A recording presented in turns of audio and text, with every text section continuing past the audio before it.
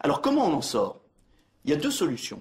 Soit on en sort par le chaos avec des retours aux monnaies nationales dans le désordre, qui peut être un inconvénient.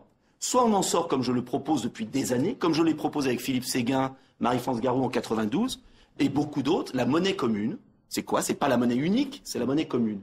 On a un euro monnaie de réserve qui permet une coordination des politiques économiques et on a des monnaies nationales qui fluctuent en rapport avec la productivité de ces pays et la compétitivité. Et on pourrait avoir même, et je finis juste, et je vais vous parler du franc après, on pourrait même avoir l'Angleterre qui nous rejoint dans ces conditions. Ça veut dire quoi? Qu'on aurait des monnaies qui fluctuent les unes aux autres, c'est ce qui va se passer. Parce que la Grèce va sortir, l'Espagne va sortir. C'est un peu le système qu'on a eu entre 1999 et 2002, quand on a eu un panier de monnaie. Système, oui, qui permet, quand vous avez, parce qu'il faut que nos téléspectateurs sachent ce qui s'est passé pendant les 10 dernières années. Et nos auditeurs, merci pour RFI. Qu'est-ce qui s'est passé ces 10 dernières années? Quand vous avez une croissance des coûts salariaux, des primes, disons coûts salariaux, en Grèce, de l'ordre de 30 à 40%. En Espagne, de 30 à 40%. En France, de 20%. Et que vous avez 2% en Allemagne. Eh bien, il y a un différentiel de compétitivité. Ces pays ne vendent plus rien. Leur déficit s'accroissent, déficit du commerce extérieur. Comment ils vont rattraper? Est-ce qu'on croit un instant que c'est par ce mythe de la déflation, c'est-à-dire baisser les salaires, et de tous ces pays, on va les précipiter dans les troubles sociaux et les troubles politiques? Ça veut dire que la solution qui est empruntée aujourd'hui est une solution criminelle, qui ressemble à la politique de Laval de l'entre-deux-guerres. Non mais c'est très grave, parce que ça veut dire que vous allez avoir des troubles sociaux, des troubles politiques, et que ces dirigeants européens vont faire détester l'Europe. Or, il y a plusieurs façons de construire l'Europe. Et je reviens à mon affaire.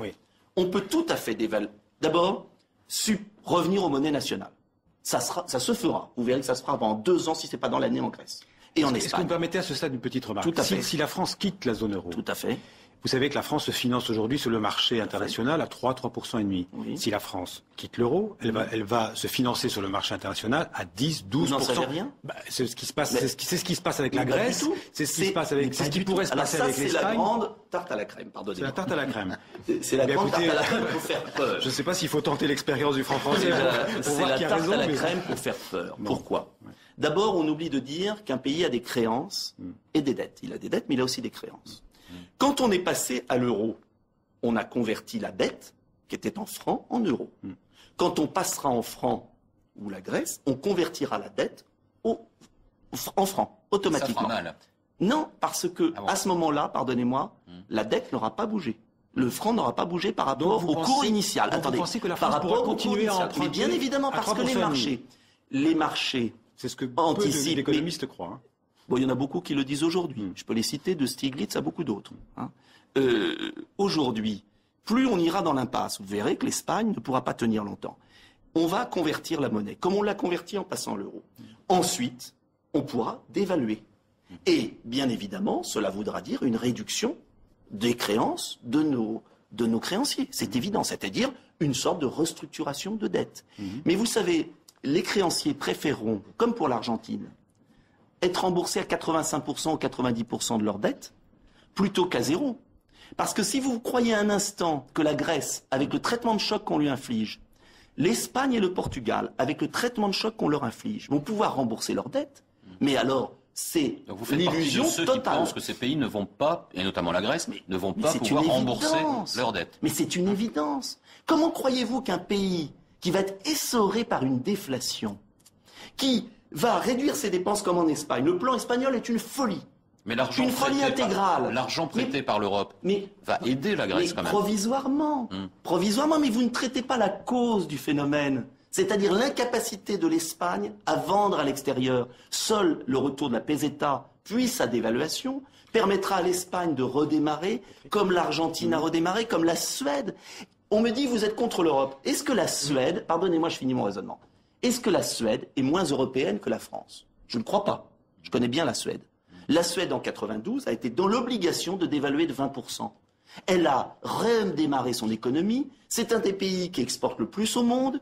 Est-ce que la Suisse est malheureuse? Est-ce que l'Angleterre est si malheureuse parce que si les marchés ne s'abattent pas... Oui, sauf que si les marchés ne s'abattent pas sur l'Angleterre aujourd'hui, c'est parce qu'ils savent très bien que la dépréciation de leur monnaie a permis une relance de leur commerce extérieur. Et les premiers chiffres qui viennent de tomber du commerce extérieur britannique sont bien meilleurs que ceux de la France. Donc c'est pas ça veut dire quoi? Ça veut dire quoi? C'est peut-être aussi parce que la City est à Londres et que le système financier ne s'attaque pas à la City. Pas seulement, c'est que si vous n'avez pas une monnaie qui compense votre rapport de compétitivité, eh bien c'est le chômage qui fait l'ajustement.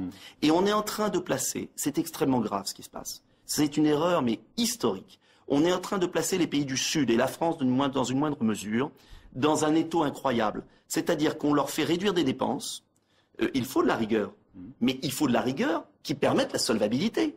On est en train de réduire leurs dépenses de force. Ça va réduire leur produit intérieur brut, qui vont bien évidemment accroître les déficits. Et ils sont dans un cercle vicieux sans fin. Mais on a des exemples devant nous. On a l'exemple de l'entre-deux-guerres, on a l'exemple de l'Argentine, on a l'exemple de la Suède. Mais les dirigeants européens obsédés par la défense d'un système qui ne peut pas marcher, vont précipiter dans le chaos politique ces pays. Alors pourquoi on a une responsabilité. Ils ne sont pas complètement crétins, on va dire. Ils connaissent ces exemples historiques. Pourquoi, à tout prix, veulent-ils maintenir l'euro avec ces politiques que vous nous décrivez comme mortifères? Parce que c'est une religion. C'est devenu une religion, un dogme.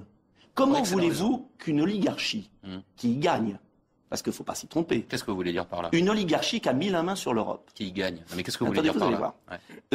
Vous avez les principales multinationales, les banques, parce que ces plans n'aident pas les pays, ils aident les banques. Et une fois que les banques auront retrouvé leurs biens, les contribuables français et allemands paieront la dette de la Grèce.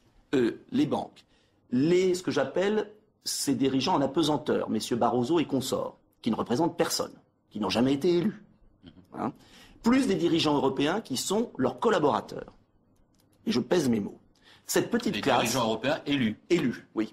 Qui trahissent leur peuple. Ces dirigeants européens obéissent à ces nouveaux maîtres du monde, qui essorent les peuples, et qui font qu'aujourd'hui, l'Europe est le continent qui est en train de perdre pied dans la mondialisation. Parce que si ces gens nous préparaient à la mondialisation, s'ils investissaient dans l'avenir, s'ils préparaient la voiture électrique de demain, si l'Europe avait une capacité à aller vers l'avant, mais moi j'y serais favorable. Mais rien, zéro. En revanche, attendez, c'est quand même assez grave ce que vous dites. En gros, vous accusez la classe politique élue et non élue d'une sorte de gang mafieux au service des banques et des marchés. J'accuse, oui, gravement. Je dis qu'aujourd'hui, ils trahissent leur peuple. Ce qu'ils n'ont pas pu faire par la conviction et par la démocratie, aujourd'hui, ils veulent le faire par la force. Ce faisant, ils discréditent la politique. Et on voit les niveaux d'abstention. Ils n'écoutent pas leur peuple, ils bafouent le suffrage universel, et, de surcroît, ils discréditent la belle idée européenne. Parce qu'il est évident que dans le monde de demain, l'Europe doit s'organiser. Donc je ne suis pas, contrairement à ce qu'on veut faire croire, parce qu'on nous caricature toujours, pour la fin de l'Europe. Je dis que ces gens-là, qui tiennent à ce système, parce que l'euro favorise les rentiers, l'euro favorise les grandes multinationales qui échangent entre elles, l'euro favorise outrageusement des banques privées, qui prêtent aux États et qui font un bénéfice, pardonnez-moi l'expression un peu triviale, sur le taux que leur prête la Banque centrale. Oui, mais vous avez l'air de dire que vous avez l'air de dire que l'élite politique, cette fois-ci, en profite. J'accuse gravement et je dis qu'il s'est passé quelque chose... Non, mais dites comment elle en profite. Elle en profite parce qu'elle vit dans un monde qui n'est plus celui du peuple. Elle vit en apesanteur, elle ne se rend pas compte de la souffrance des peuples. C'est très facile quand, comme M. Strauss-Kahn, on est entre Washington, Paris, les grands de ce monde. Ce sont la nouvelle noblesse d'État. C'est la nouvelle noblesse d'État. Mais est-ce qu'ils voient que le peuple gronde, que le peuple souffre, et que leur système n'est même pas efficace? Alors c'est facile de demander de la rigueur quand on place des pays dans une situation impossible. Il faut de la rigueur. Moi, je ne suis pas pour pas faire d'économie budgétaire. Il y a des gaspillages, bien sûr. Mais il faut le faire intelligemment.